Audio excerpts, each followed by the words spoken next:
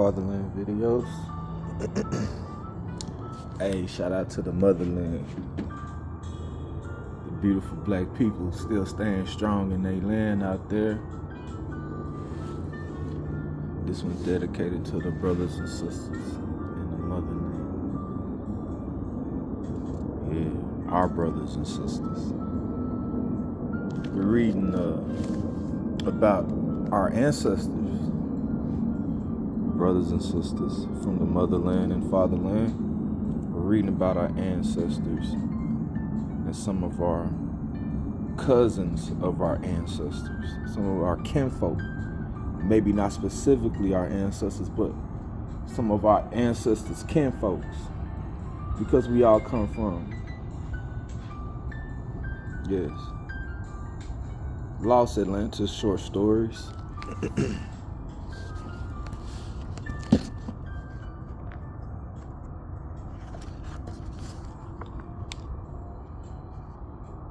This book is forwarded by Dr. Jennifer Fuller and Flame Tree Publishing.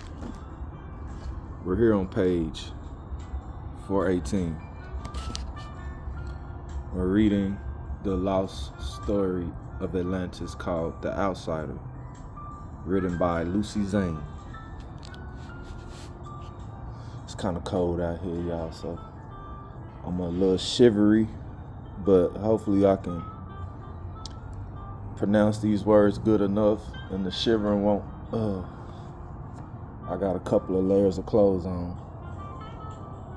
so hopefully my shivering won't interrupt the reading. Anyway, let's get right into it. The outsider found the child within limestone cliffs that resembled petrified trees. It cracked open.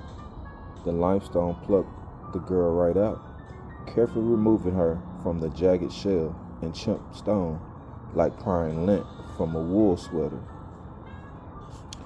After the girl lay cradled in its arms, it closed the limestone cliff, sealing the crack and jostling it until it fit back into place, a tiny hollow at the limestone center where the girl had once been. 1 month passed before the girl from limestone cracked her eyes open. The outsider knew little about how to raise children beyond what it had observed from human communities.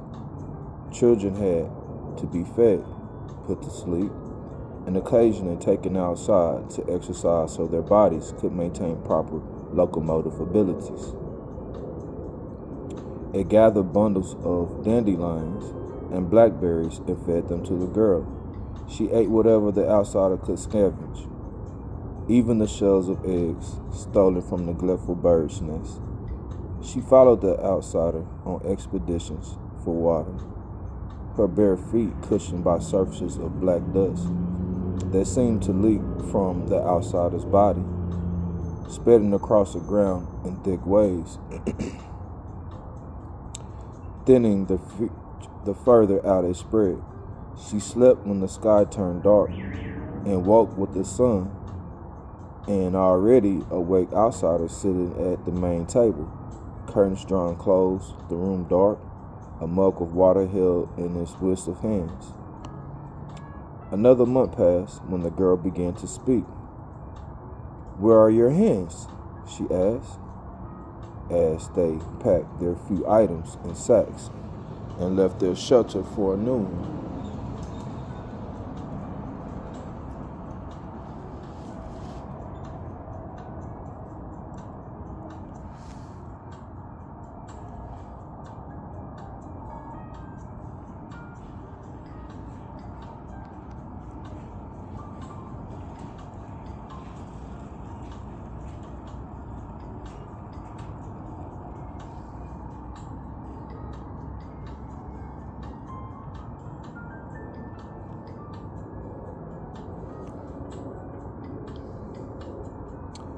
It was never safe to stay too long in one place, or else risk crossing paths with humans, and humans were always prowling with weapons, trying to kill off the curse.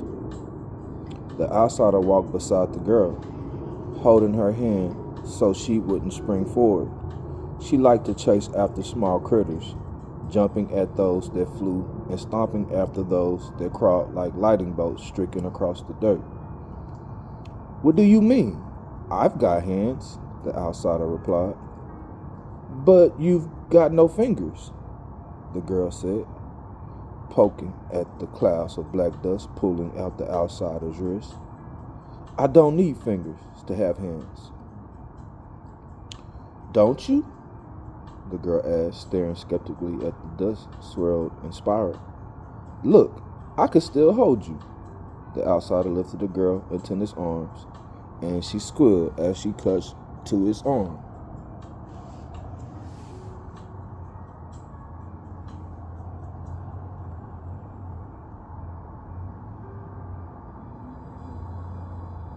While his hands supported her legs. "I can walk," she demanded, and the outsider set her back down. "It's going to get bright soon. Hurry up," the outsider warned. The girl nodded and began to speed up her pace, hitting each foot on the ground, heel to toe, with such deliberate precision that the outsider wondered if she was mocking him. "Don't want to get caught. Don't want to get caught," she sang.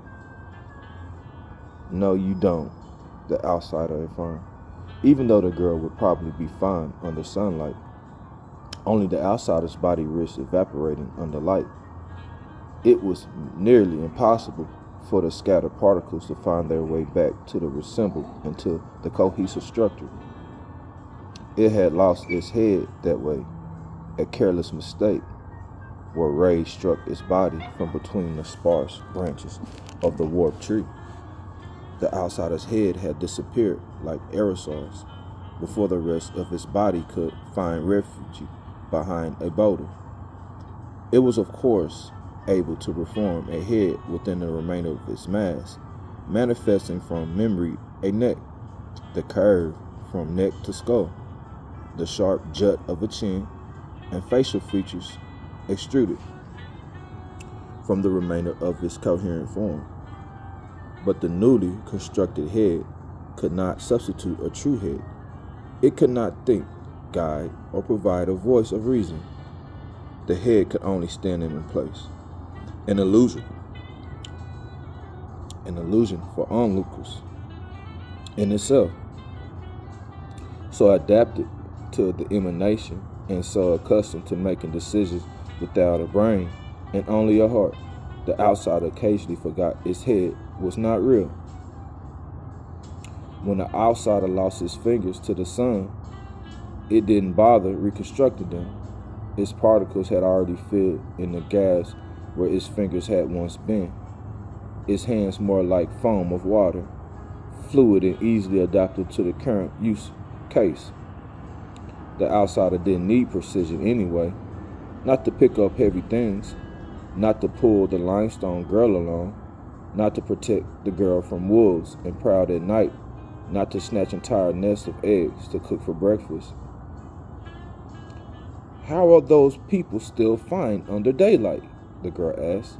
She pointed downward at the hills below, where a person in a large straw hat rode a mule along the road.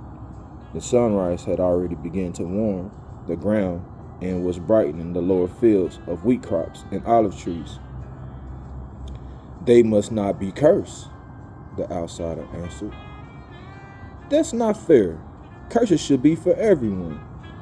The outsider pushed the girl along, hurrying her to the next rest point, a shaded space behind a large, slanted slab of stone that resembled a mountain more than a rock, probably because they are blessed from the earth. Only those abandoned by the earth get marked for removal. Curses are like garbage collectors. "You should ask the garbage collectors for your fingers back. How else can I marry you when I grow up? You need a finger for a ring, otherwise you can't get married." "A ring doesn't dictate the feasibility of a marriage." "That's what the book you got me said. The princess got a ring, and then they could get married." "To a prince, not an outsider." What's the difference? The outsider shrugged. Princesses don't vanish so easy. Sure they do. They die when they get old or are killed in battle. They don't run the risk of disintegrating. I don't get it. The girl huffed, planting a foot on the ground, and placed her hand on her waist. Why can't I marry you? The outsider sat behind the boulder as the sun rose and cast a long shadow over his body, the dark of the shadow blending with its particles, near black on black, like it was truly invisible even through the squinted. You could make out of the pockets of an abyss, like certain areas in it right there, and others fell deep down, tunneling further and further away forever. I don't love humans, the outsider said. Then I don't need to be one. Well, it's going to have conviction. The outsider lay on the ground, its body scattered at the crevice of the boulder. It rested like a shadow pooling in cracks, sinking deeper and deeper until the crack itself was no longer a sanctuary, but rather a limitation on how far it could disappear. The girl dug her fingers into the dirt, drawing circles deeper and deeper, until the dirt cracked and caked her nails.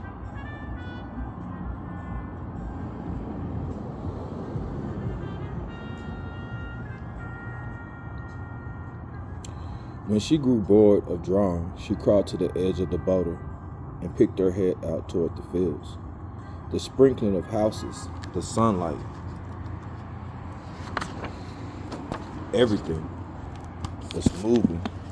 Mules trekking up and down slopes, birds flitting sporadically from tree to shrub to ground, a human or two heaving the plows or walking along the river, soldiers stationed by the border with their tall guns and tall hats. There are more soldiers than normal humans, she commented. You need a lot of soldiers to fight the curse, the outsider replied. Will they come here? This is probably too far. Even the soldiers aren't daring enough to venture so deep into the cursed land. The girl looked around. Looks the same here to me. I'm not feeling any more or less cursed. The outsider extended an arm into the air, filling the atmosphere. The air was heavier here, saturated with cursed ashes, outsider bodies, and disintegrated biological matter that hadn't quite completed its transformation into outsider shells before it had to be eaten by the dawn. It smelled like copper and charcoal, like leather being tanned over a flame. Of course not. It's all relative. We've yet to visit a proper, functional, untouched human town. Do you want to go? We will go. It's a long way ahead, so it'll take a while. Is it further than the limestone cliffs where I woke? Much further. In a place where there is no limestone people, where people don't need to wait to come to scream into life, nor held in stone until someone can crack them free. I'm glad you found me, the girl nodded. It could have been a better time with fewer curves. I'm sure your parents would have preferred that. Are they still my parents if I don't remember them? No. One in the limestone remembers their parents, but those parents are still parents. The girl watched a soldier marching along the perimeter of a field, wondering if it was hot under that tall, dark blue hat under the sun. I remember the limestone, the cool encasing, the rough surfaces, the align with my arms and legs and back, the hard support. Do you think the limestone birthed me? I can't fault you for what you don't remember, the outsider shrugged. Sit with me, she said. The girl retreated to the center behind the boulder, shifting her weight until she could lean her head on the outsider's lap. which had materialized moments ago.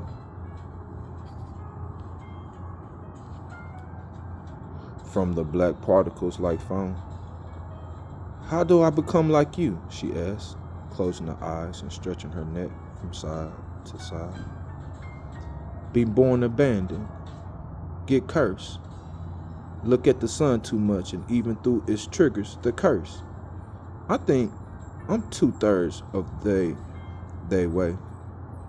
And then we'll be able to get married."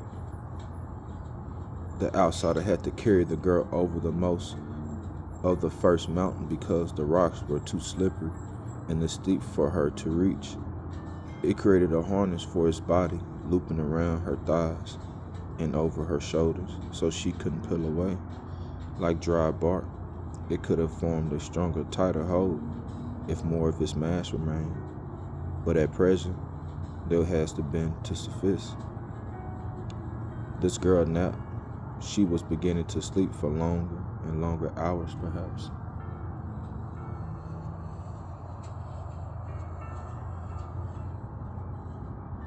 Because of the cooling season, the outsider had heard that the limestone children took longer to adjust to the consistent walking hours, having spent decades dormant and secluded from outside change.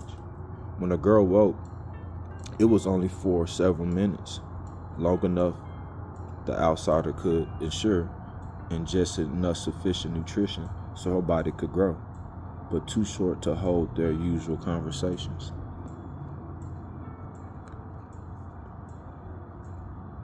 "Are we almost there yet?" the girl had asked slowly, as the outsider sat down and prepared for her handful of blackberries.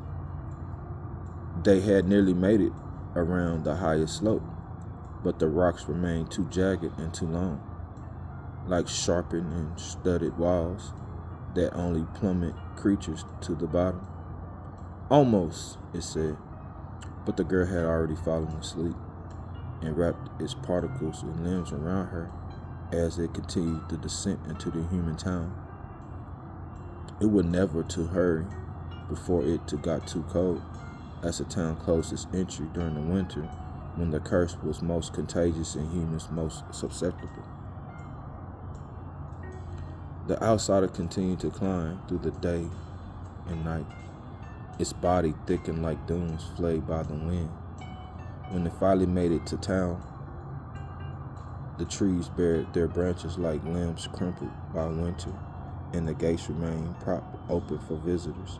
The outsider's body had disappeared and appeared no different from the dust kicked up from the ground, but it possessed enough strength and substance to lower the girl gently, parts of its arms flattened into the blanket to the cushion of the impact to prevent the hard pavement from waking her.